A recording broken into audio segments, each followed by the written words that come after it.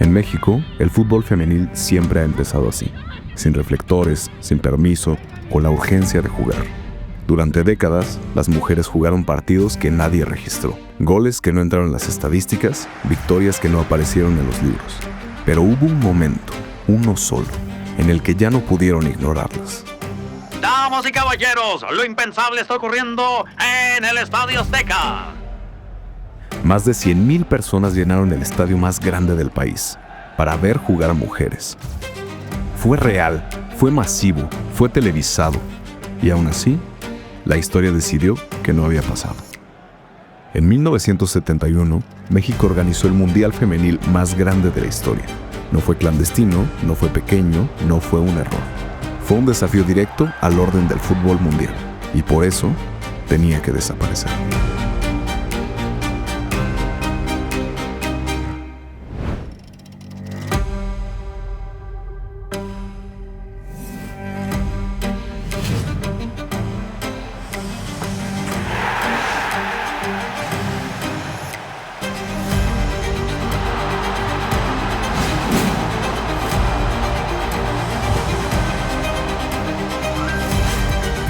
Para Jair, sí, muy buena pelota. Jair con el pasó. Ahora México es el teatro de la Copa del Mundo.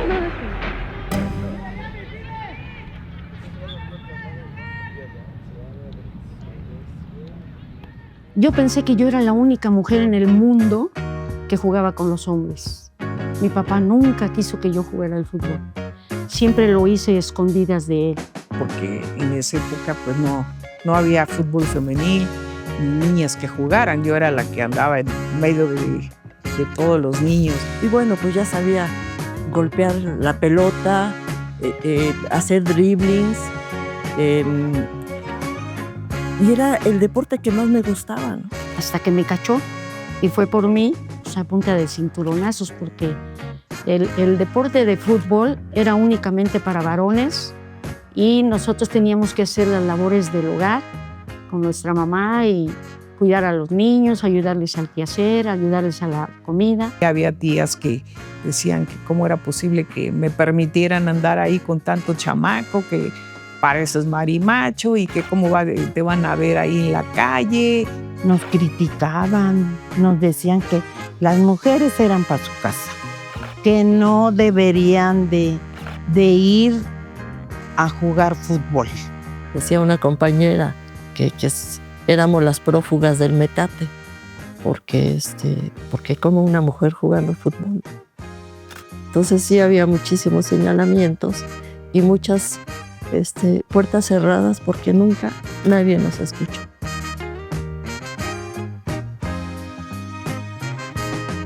Pero una vez que entres al fútbol, el fútbol te atrapa. Entonces yo entré al fútbol, pero el fútbol entró en mí. Aprendes a jugar un poco de fútbol y ya no te sales. En realidad el fútbol femenil es tan antiguo como el propio fútbol, como el fútbol practicado por varones. Lo que pasa es que, como sucede en muchos aspectos de la vida, históricamente las mujeres han sido invisibilizadas, han sido silenciadas, han sido excluidas. Y lo mismo sucede con las futbolistas. En 1921, la Federación Inglesa, por sus siglas en inglés FA, Football Association, prohibió el fútbol de mujeres. Y esto tiene como contexto el hecho de que a finales del siglo XIX empezaron a surgir muchos equipos de fútbol. Luego vino la Primera Guerra Mundial y durante la Primera Guerra Mundial las mujeres ocuparon en las fábricas los puestos que ocupaban los hombres, quienes se habían ido a la guerra a luchar. Antes, muchas jóvenes de clase trabajadora solían emplearse en casas ajenas, pero al pasar a las fábricas encontraron trabajos mejor pagados. Además, podían trabajar junto a otras mujeres y hombres de su misma edad. Entonces, por primera vez tenían amigas, amigos y más dinero del que jamás habían tenido. Eso también les permitió reunirse los fines de semana para jugar fútbol. Y empezaron a organizar partidos con fines benéficos para ayudar a quienes habían sido afectados por la guerra. El tema era que todo esto era con la finalidad de recaudar para la caridad. Y cuando las mujeres empezaron a entender que había un potencial económico para ellas también en este sentido, pues obviamente eso empezó a alterar a las esferas del poder, ¿no? Porque pues significaba la emancipación de las mujeres a través de otro horizonte profesional. Entonces la Federación Inglesa decidió que era un deporte poco apto para las mujeres, que era una mala idea y que iba en contra incluso de la salud. A eso se sumó más adelante la FIFA. Hay que recordar que la Federación Inglesa pues, es un organismo mucho más antiguo.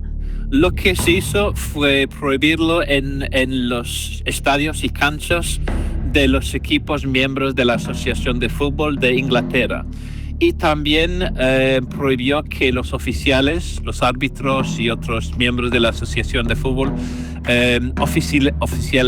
arbitraban los partidos del fútbol femenil.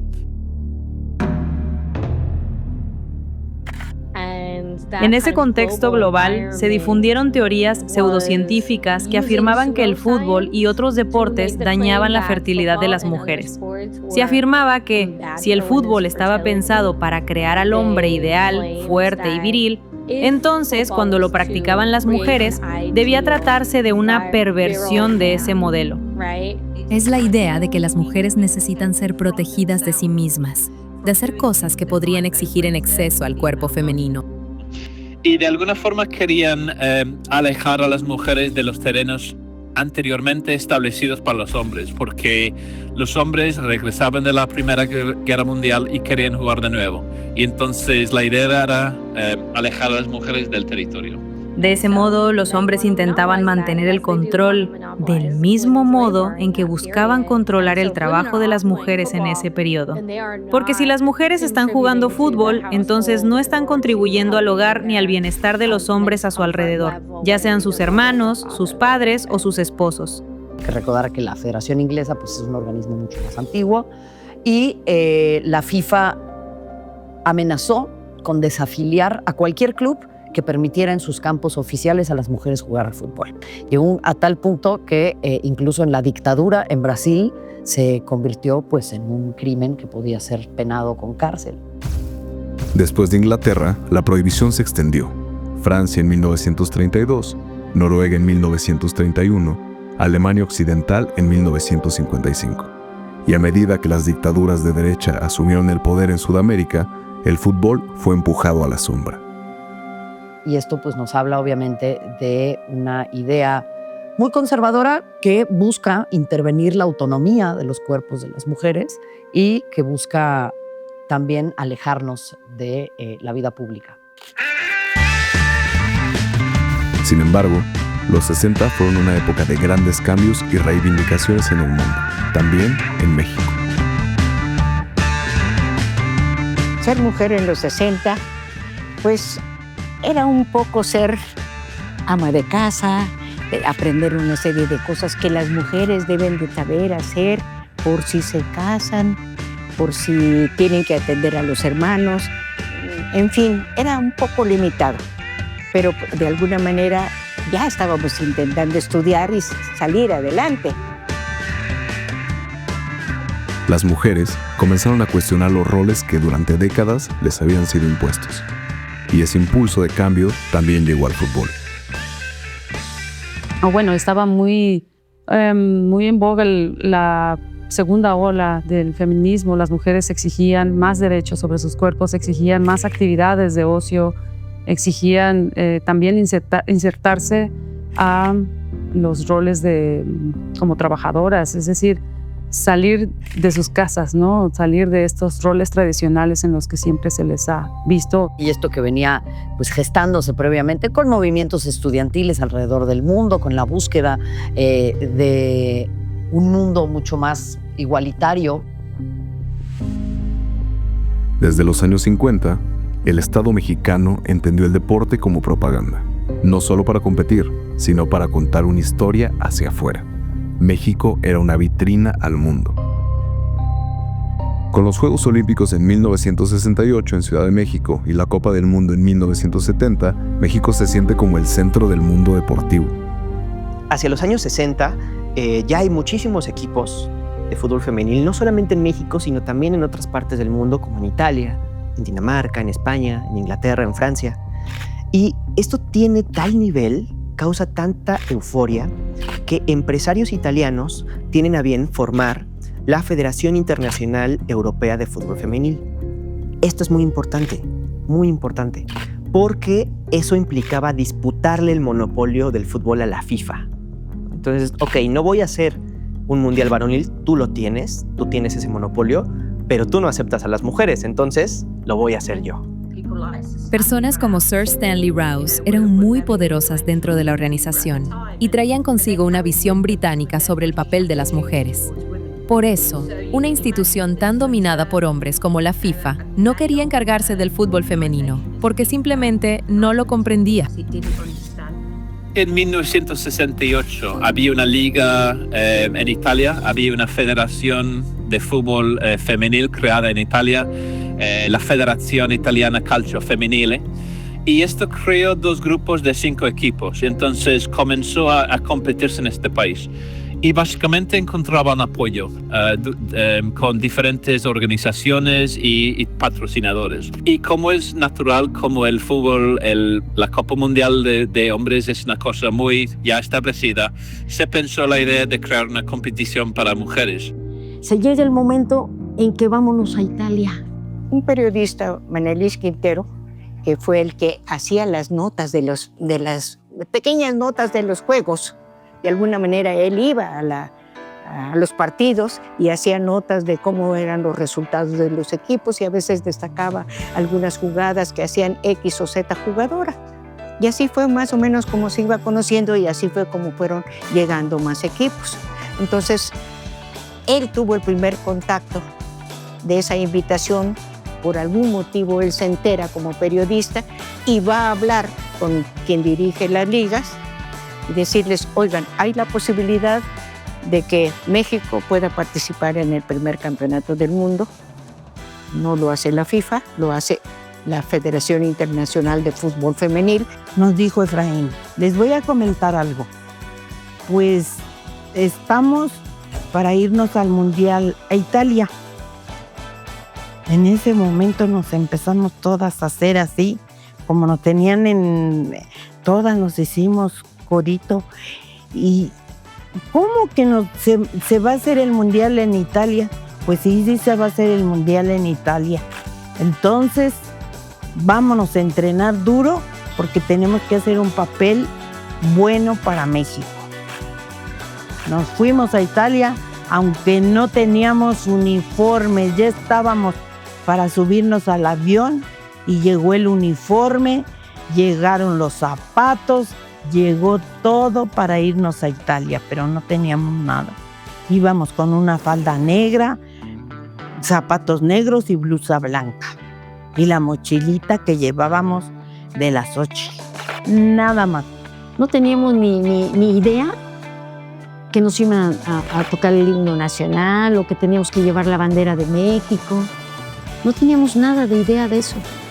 Nada más sabíamos que íbamos a ir a un mundial, pero no sabíamos hasta dónde íbamos a llegar. Mira, nosotros nunca tuvimos apoyo de nada. De nada. Nosotros nos íbamos a entrenar con nuestro dinero, porque no había quien nos ayudara. Nadie nos ayudó. Para irnos a Italia, igualmente. Todos los viáticos que íbamos a entrenar corrían por nuestra cuenta, porque nadie, éramos las discriminadas de la selección, la verdad. Y hasta que estábamos en el pie del avión, llegaron los uniformes. Y eso nos los dio Enrique Borja. Pero cuando empezó, pues lógicamente juntaron a todas las muchachas para la selección, pero no tenían uniformes. Y entonces varios de mis amigos me dijeron, oye Enrique, es que no tenemos uniformes. Yo con la tienda le digo, vengan, claro que sí. Y claro, les confeccionamos todos los uniformes y se los regalamos. Y jugaron con los uniformes y fue un orgullo, y será siempre un orgullo para mí haber podido colaborar con todas. Cada vez que veo las fotos me divierto mucho y te da un sentimiento muy especial, porque a pesar de todo lo que no pudimos tener, le pusimos mucho corazón. Pero a la hora que nos pusimos la chamarra, este es el equipo de México. Esa es una sensación que nadie te puede quitar. Entonces, así salimos a Italia y en ese momento que llegaron esos uniformes, pues nos pusimos la chamarra verde para que se viera el escudo de México.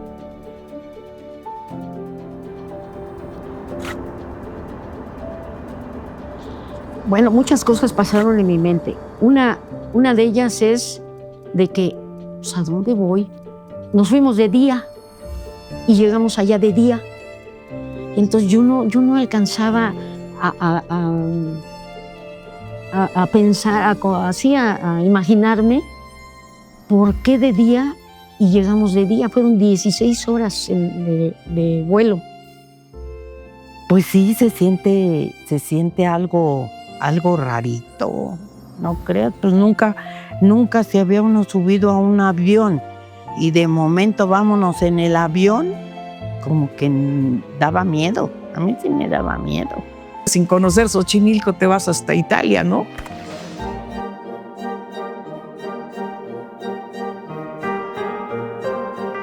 Cuando debutamos en Italia, nosotros nos llevaron a la Fuente de Trevi. En la Fuente de Trevi todos pedimos el mismo deseo, ¿sí?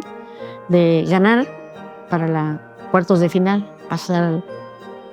Entonces, pues nos veíamos a las contrincantes como artistas, porque decíamos, pues, ¿cómo vamos a jugar con ellas? Están bien guapas y grandotas y bien parecidas. Quedamos, creo, 11-0 con las de Austria.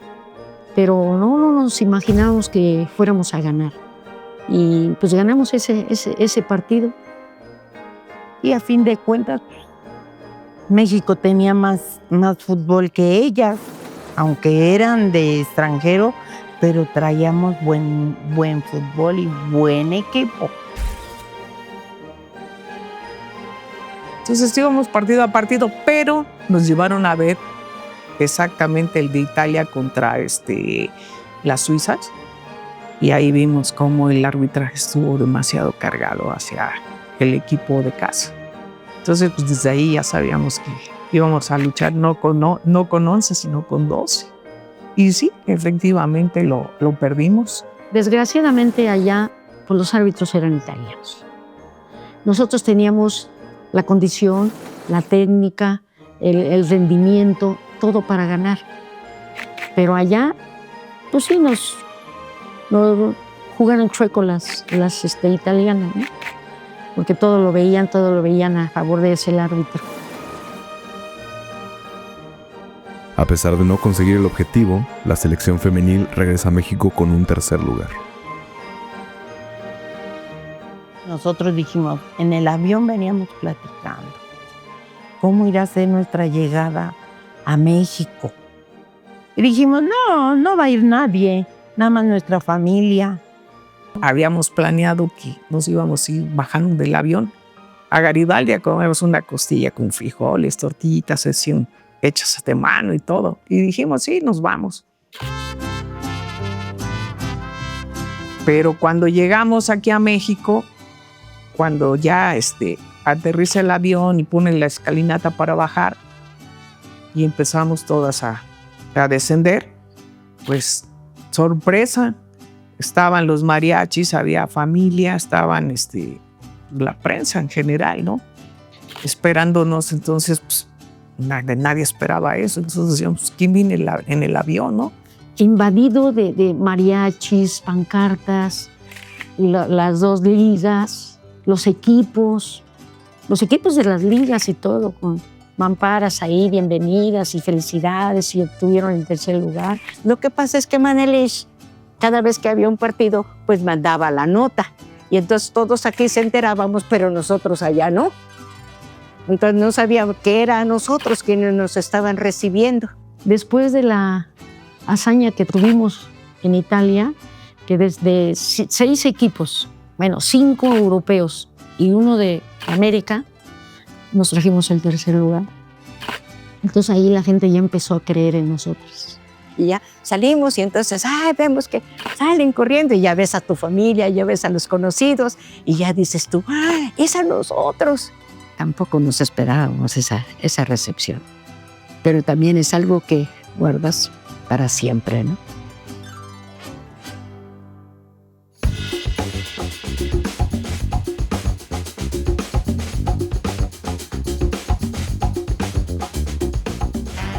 Cuando nosotros ya llegamos aquí a la Ciudad de México y que ya vimos la promoción, la publicidad y todo eso, pues nos dieron un mes de descanso, por decir, y regresamos nuevamente a nuestros equipos.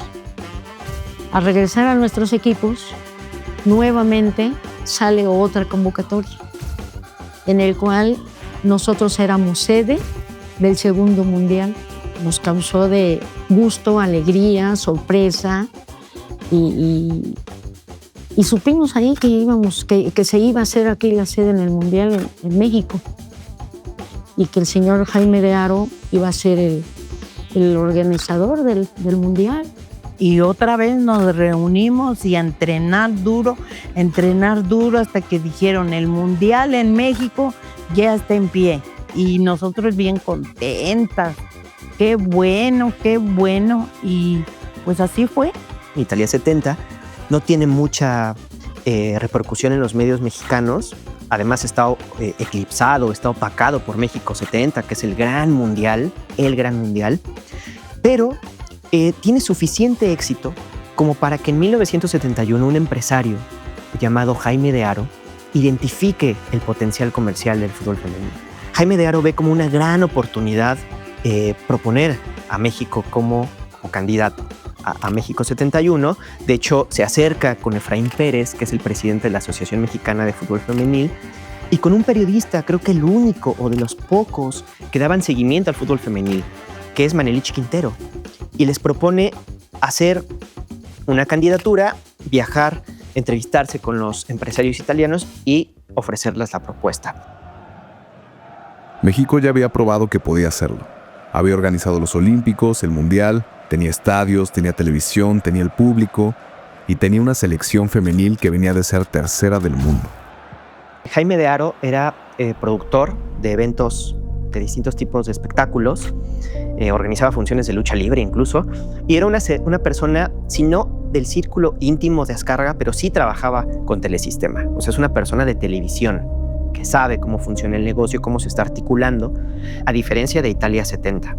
Los partidos se transmiten por radio, se transmiten por televisión, los derechos de transmisión se venden a otros países de América y de Europa. Entonces, ahí sí fuimos a Televisa a hacer precisamente ese comercial. Y aparte, pues ya la prensa iba en cada partido y antes de los partidos a los entrenamientos, pues, iba a cubrir realmente, pues alguna nota, ¿no?, que les pidieran o algo así. Entonces es donde ya te empiezas, como dices, a hacerte más famosa porque ya te conocían. Y sí, pues era increíble, ¿no?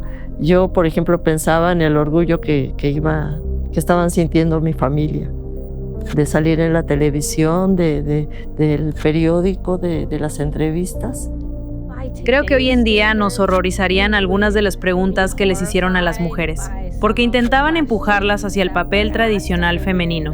Preguntas que definían lo que se consideraba femenino y que las obligaban a demostrar constantemente su heterosexualidad.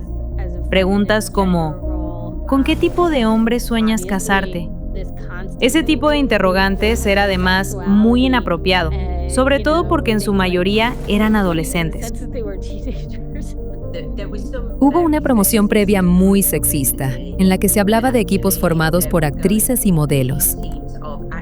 La intención era sexualizar a las jugadoras y atraer a cierto tipo de público a los estadios. Se hablaba incluso de porterías rosas. Sin embargo, al ver la asistencia en los estadios, queda claro que la gente fue a ver fútbol. A finales de los 60, el fútbol femenil empezó a tomar forma. Surgieron ligas como América, Iztaccíhuatl y otras más, bajo la Federación Mexicana de Fútbol Femenil. De ahí salió la selección de 1971.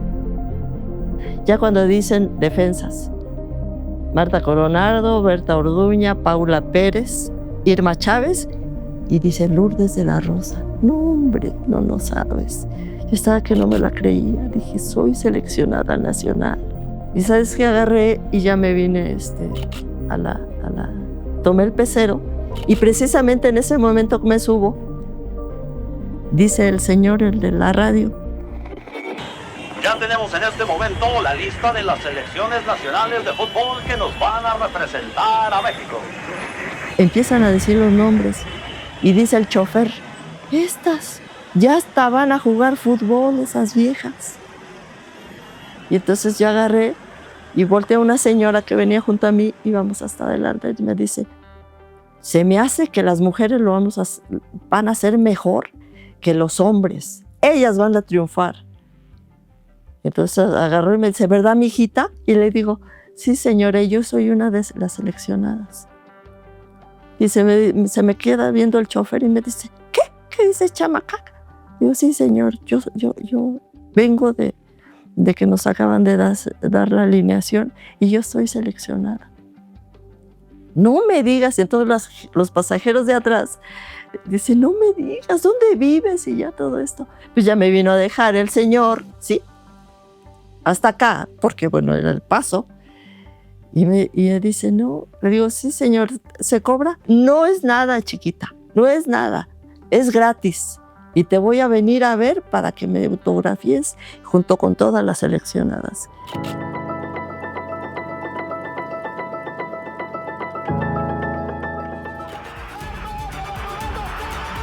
Ahora México es el teatro de la Copa del Mundo.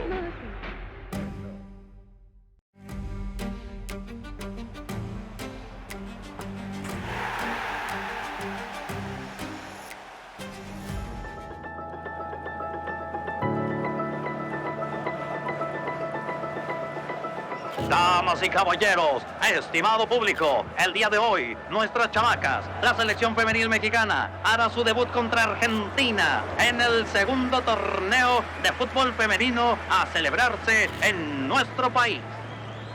Ya cuando nosotros estábamos en la inauguración del Mundial, nosotros ya sentíamos, aparte de ese gusto, esa felicidad, sentíamos esa presión de la responsabilidad.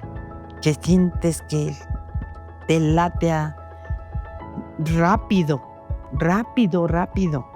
Había un señor que era el líder de las porras en ese entonces, y no, hombre, con el balanceo de la bandera, toda la gente al unísono, el grito de México, México, México.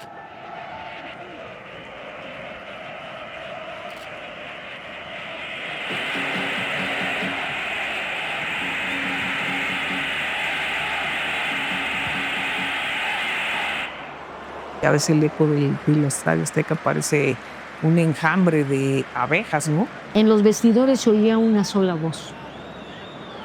Nada más se oía México, pero una sola voz.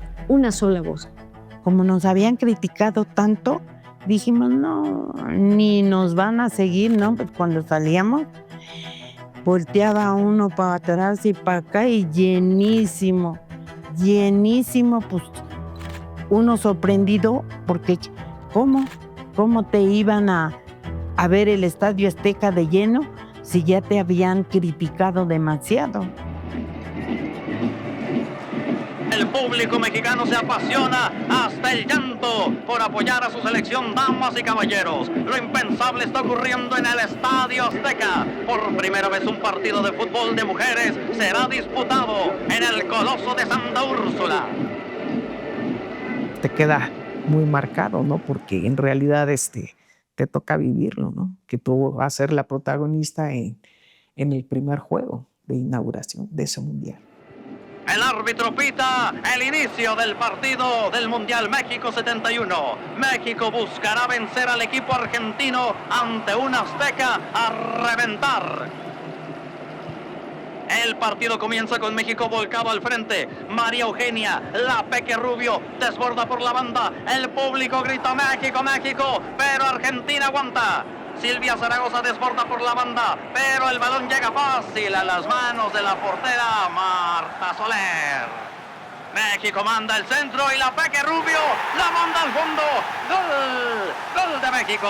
¡Gol de México, señoras y señores! Anotación mexicana. Pati Hernández con el tiro libre y el gol. La arquera argentina no logra sacar el balón y el equipo mexicano se adelanta en el marcador. Ojo con el tiro libre y Argentina marca gol de Cardoso. Sí me sorprendió mucho en la inauguración el primer gol que nos metió Argentina. Dijimos, no es posible. Nosotros viniendo de derrotar a casi toda la República y ahora Argentina viene y nos mete el primer gol. No es posible. El regate de Peque Rubio, golazo de la Peque Rubio. ¡Qué gol acaba de marcar la jugadora mexicana! México vence a las argentinas 3-1 en su debut del segundo Mundial Femenil.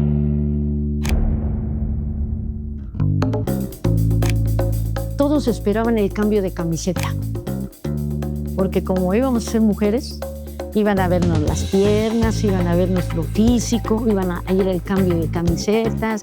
Pues siempre fueron a vernos por morbo. Yo creo que el primer partido, pues había dudas, ¿no? Dudas y aparte, pues un poco del morbo de que, a ver, a lo mejor al final de los partidos, como los muchachos, como los hombres, hay intercambio de playeras. Éjele, pero traíamos una playerita abajo. Inglaterra, el próximo rival de nuestra selección mexicana, viene de una derrota 4-1 ante las argentinas y necesitará ganar para avanzar a la siguiente ronda. Venían estas niñas de una derrota y había varias jugadoras que estaban lastimadas, no sé si fracturadas o qué, pero sí venían un poco mermadas cuando juegan con nosotros. Y nosotros, pues, ahora sí, como dicen, a lo que vas a ganar. Pase filtrado de Alicia Vargas para Erendira Rangel y llega la primera anotación mexicana en la meta inglesa. ¡Gol de México! Se nos facilitó a partir del final del primer tiempo, donde le pongo un pase por velocidad a Erendira Rangel y anota. Nos vamos 1-0 al vestidor. Y ya los otros 3 goles vienen en el segundo tiempo, donde quedamos 4-0. México metió el primer gol y de ahí el segundo, el tercero, el cuarto. No, dijimos ya la hicimos, ya vamos a volver a ganar. Ya, y echarle porras, híjole, y se sufre, ¿eh? México consigue la victoria 4-0 ante las inglesas y jugará las semifinales contra un viejo conocido, las Azzurras de Italia. Pasamos a la semifinal. En la semifinal teníamos ya cierto duelo, ¿no? México-Italia, ya traíamos algo de choque anterior. En Italia nos ganaron bastante mal. Fue muy mal el arbitraje. El público les decía, bandito, árbitro corrupto, una serie de cosas. Pero bueno, nos ganaron la semifinal allá. Fíjate que Italia siempre ha jugado muy rudo por medio de Elena Schiavo. Elena Schiavo, aparte de que era atleta, pues arrasaba hasta con la jugadora, las volaba. Las italianas tienen un carácter muy violento. ¿Sí? Aquí las tienes junto a ti porque había marcaje personal y sabes que te cantan o te avientan con el hombro o te dan la patadita así muy discretas en el tobillo. Si ellas nos ganaron allá, pues aquí dijimos, aquí les vamos a ganar en México. Partido ríspido entre México e Italia en la cancha del Azteca. Minuto 6, balón filtrado para Barone, tiro, gol de Italia. El balón para la Peque Rubio y Schiavo la derriba en el área. El árbitro marca penal a favor de las mexicanas. Hernández desde los 11 pasos y gol. Llega el empate del equipo mexicano. Tiro de esquina, el centro y las mexicanas reclaman una mano. El árbitro marca otro penal. De nueva cuenta Hernández y México ya lo gana. Gol de México. Pati Hernández convierte el segundo. El trayazo de Schiavo. ¡A gol! ¡Golazo de Italia! Pero el árbitro está anulando el gol. Empieza la bronca y las italianas se van contra el árbitro. Lo que no quedó muy claro fue de que nos hicieron un gol y después marcan un tiro de castigo donde el árbitro hace esto. Tiro indirecto. Y ella los tira a tiro directo. Entonces en los tiros directos los dejan pasar, son goles. Y ellos creían que era gol. Y no. No era tiro directo. El árbitro estaba levantando el brazo. Cuando el árbitro levanta el brazo, son 2 toques. Y ella mandó uno, y claro que nos clavó. Tiro extraordinario del Schiavo. Pero era de 2 toques, por eso el árbitro lo anuló. Pero no había favoritismo, no. Las jugadoras italianas no están contentas con la decisión arbitral. Entonces empiezan ahí a enojarse porque consideran que fue injusto, ¿no? Entonces el árbitro les explica, pero pues ellas enojadas, pues no lo entendieron, siguieron jugando, pero pues ya era pura patada, empujones y ya, pues ellos estaban fuera de ellas, ¿no? Y querían pues que se armara, yo creo, un poquito la cámara húngara dentro de la cancha. Entonces hubo un momento en que yo le dije a mi defensa, que es María Castelli, italiana, oye Mari, juega. Y se me deja venir Elena Schiavo. Entonces Elena Schiavo se me deja venir y pues yo la recibo con un golpe, ¿verdad? Y la tiro y ella se levanta y me empuja y yo para que no me expulse el árbitro me dejo caer. Pero me dice, Zaragoza, guardare tu faccio rompere la testa. Y te digo, no, pues primero te la rompo yo. Porque pues, si tú me la vas a romper, primero yo, ¿no? Pero sí nos jugaba muy rudo. Muy rudo el partido de Italia. Ellas a base de leñazos, de golpes, de barridas, sí, nos quisieron ablandar, pero pues no sabían que nosotros, en lugar de ablandarnos, pues mira, nos tocaba más el orgullo. Pero a fin de cuentas ganamos y estábamos bien felices porque le habíamos ganado a Italia. Pero sí hicieron desastres en los vestidores, rompieron espejos y no sé qué otras cosas, porque estaban muy enojadas porque habían perdido y que no consideraron que no fue justo. Ya traíamos ese pique. Deportivo tal vez, pero siempre hay algo que te mueve, que dices, no nos pueden ganar. Y así fue como pasamos a la final. Ahí viene el problema. Pasar a la final, pasaron muchas cosas. Momentos difíciles que todavía no logramos entender. Se acabó. México jugará la gran final contra el equipo defensor del título, Dinamarca. México se prepara para disputar el último partido. Pero antes del silbatazo, una noticia estalla en los diarios. La selección no saldrá a la cancha si no recibe pago. Los rumores corren. Se dice que los jugadores de la selección de México 70, Gustavo Peña e Ignacio Basaguren, les instaron a exigir lo que el torneo ya estaba generando. Ellos iban a visitarnos y Ignacio Basaguren y él. Hicieron un comentario. Hubo varias personas que dijeron que no íbamos a jugar si no nos daban 2 millones de pesos. Y declaran a los medios que exigen el pago de 2 millones de pesos por sus servicios. Porque ellas están trabajando, porque están haciendo una actividad como la hacen los varones.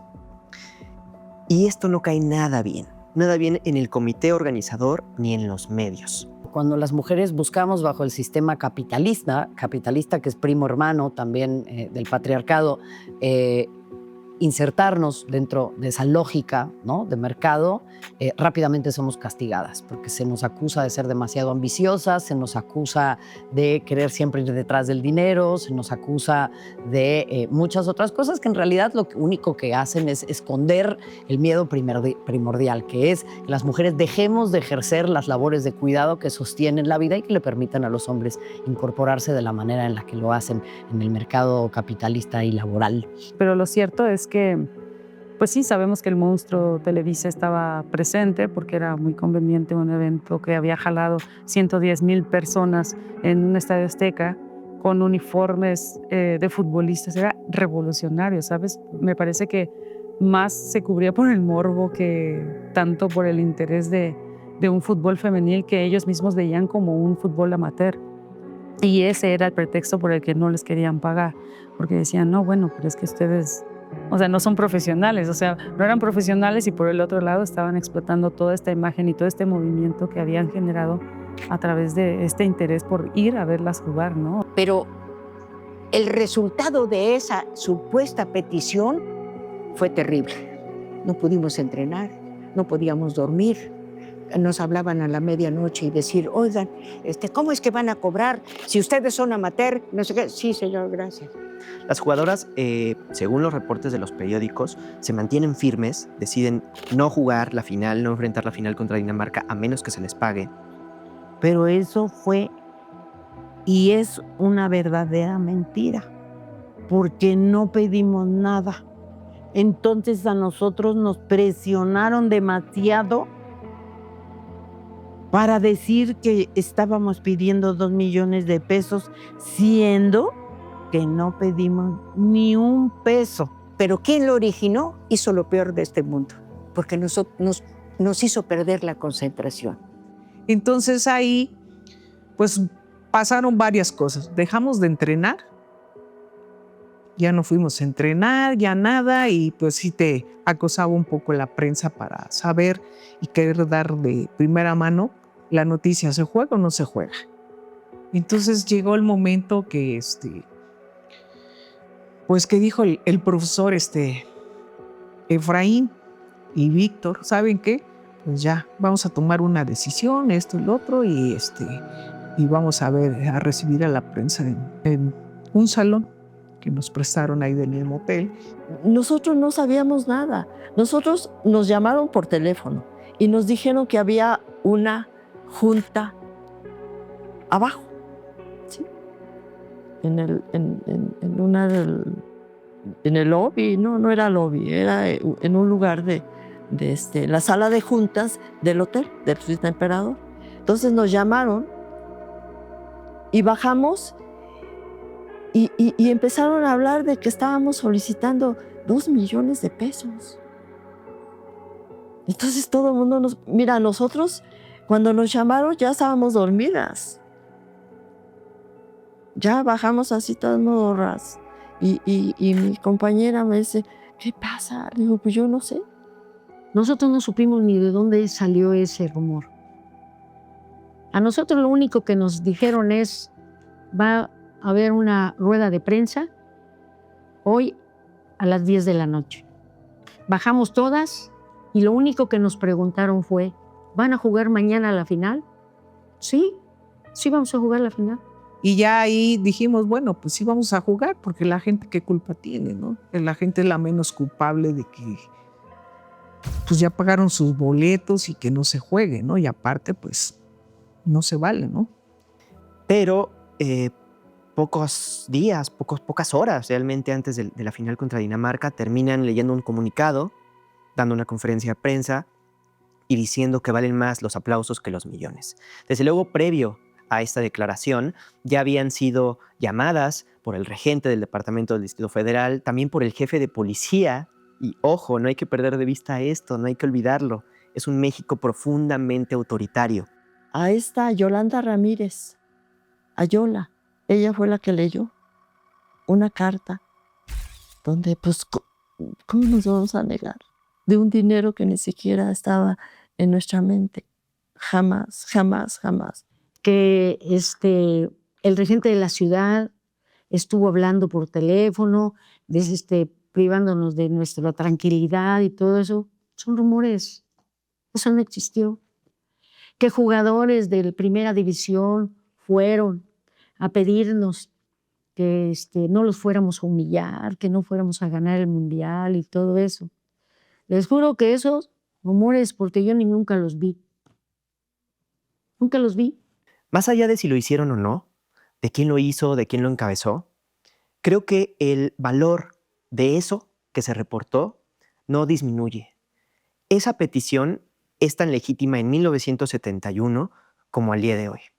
En 2023, según algunos reportes, el salario promedio de los futbolistas varones es 183 veces mayor al salario promedio de las futbolistas de la Liga MX femenil. 183 veces mayor. Es una locura.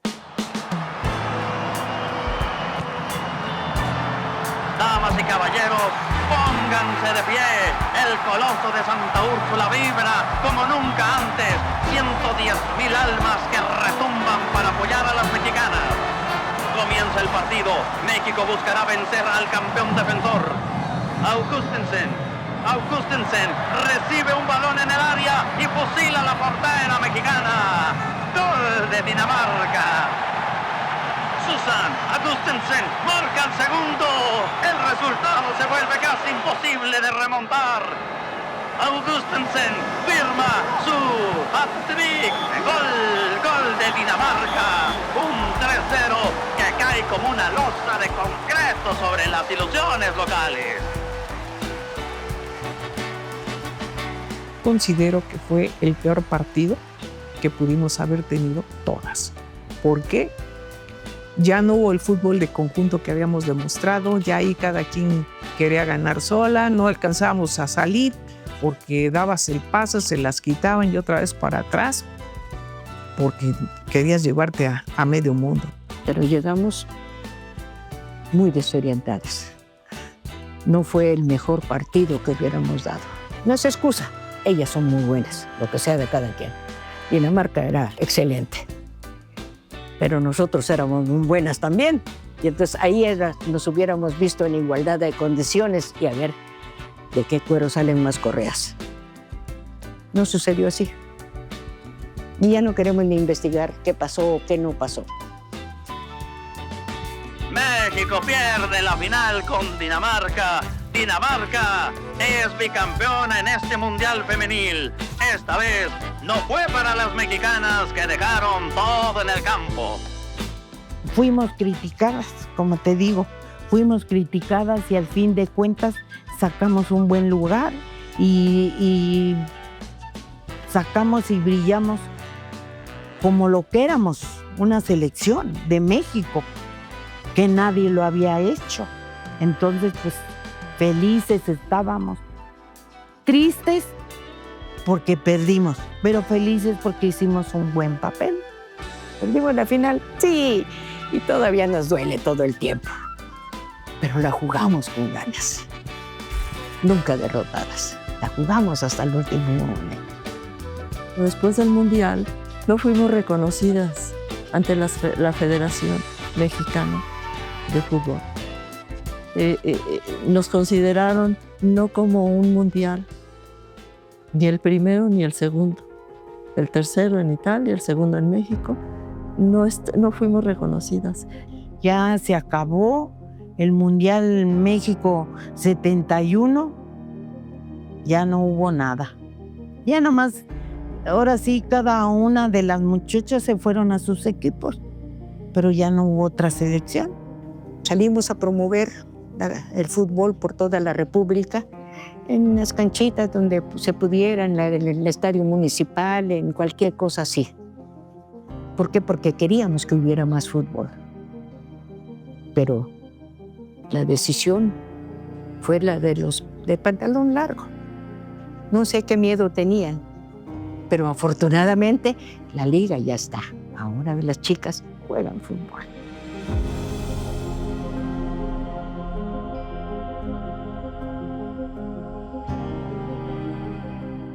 ¿No crees tú que hubiera sido justo que sí disparara?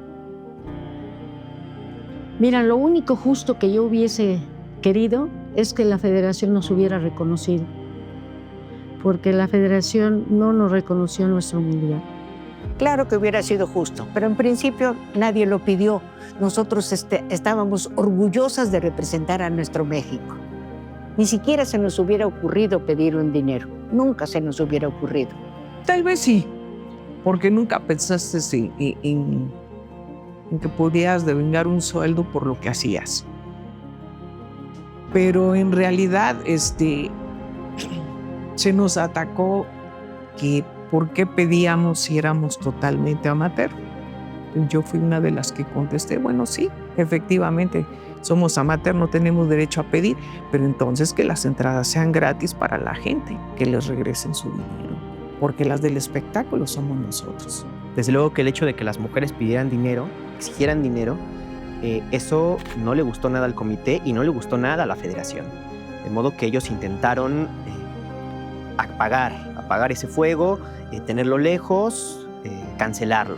Entonces, me parece que no tiene que ver con el hecho de que las mujeres no seamos un éxito comercial, tiene que ver con el hecho de que eso significa una amenaza a los valores tradicionales. Lógicamente, llegamos a una final con un estadio de 110,000 personas, con boleto pagado. ¿Qué te puede decir que es negocio o no es negocio? Entonces, como no teníamos el derecho de jugar en las canchas, ¡pum! No hay fútbol femenil para mujeres. Le prohíben a todos los equipos de fútbol de primera fuerza que no puede jugarse un solo partido en ninguna cancha que pertenezca a FIFA. Durante más de 30 y tantos años, nadie pudo tocar una cancha así. La FIFA tardó casi 20 años en organizar un mundial femenil. Eso deja claro su carácter misógino, que sinceramente aún persiste. No muestra el mismo interés por el fútbol femenil que por el varonil.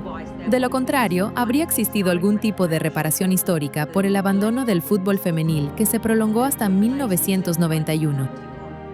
Porque no quieren, porque les da vergüenza, porque cada organización no quiere admitir sus propios errores.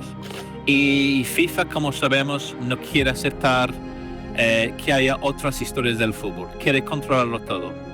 Entonces, es una vergüenza total que no pueden aceptar que hay otro fútbol, o que había otro fútbol, que se practicaba, que se jugaba, que ellos no habían pensado o atrevido a ayudar, a fomentar, a apoyar.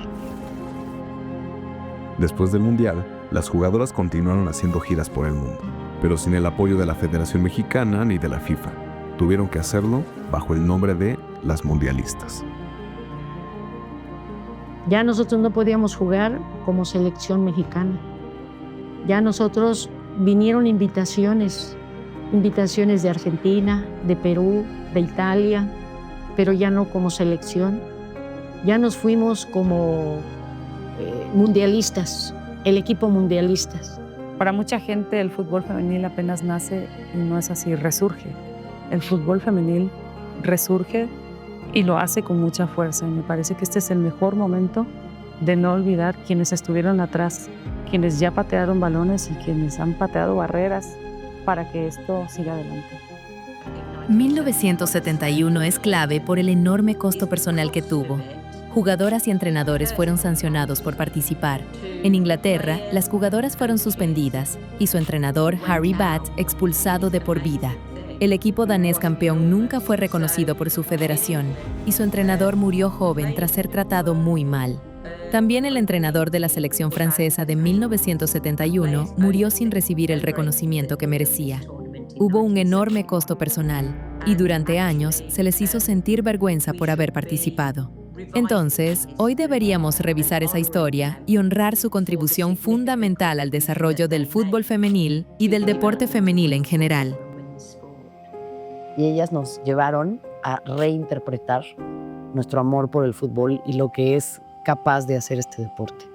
Entonces, me parece que tenemos una deuda histórica con ellas y para mí la mayor admiración viene del hecho de que ellas durante 55 años no se han separado. se siguen viendo, se siguen acompañando, se siguen apoyando. ¿Qué más espíritu deportivo? ¿Qué más ejemplo? ¿Qué más pasión que esa?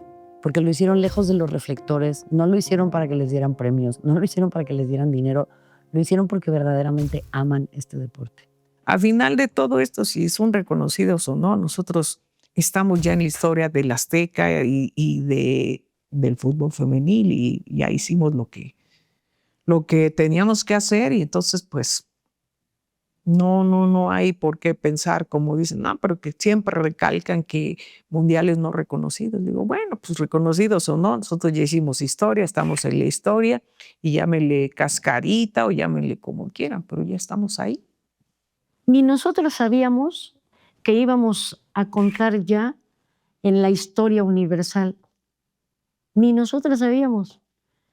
Ahora los periodistas, ¿usted sabía que iba a estar en la historia universal? No, no lo sabía.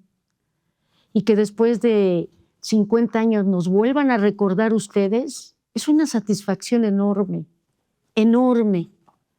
No saben, de verdad, cómo nos vuelven a dar vida, de que nos vuelvan a recordar. Para mí, México 71 fue maravilloso. Yo viví unos momentos felices al ver el Estadio Azteca lleno, a felicitarnos nuestras compañeras. Pues para mí fue lo más bonito que me pasó en mi vida. El Mundial de México 71.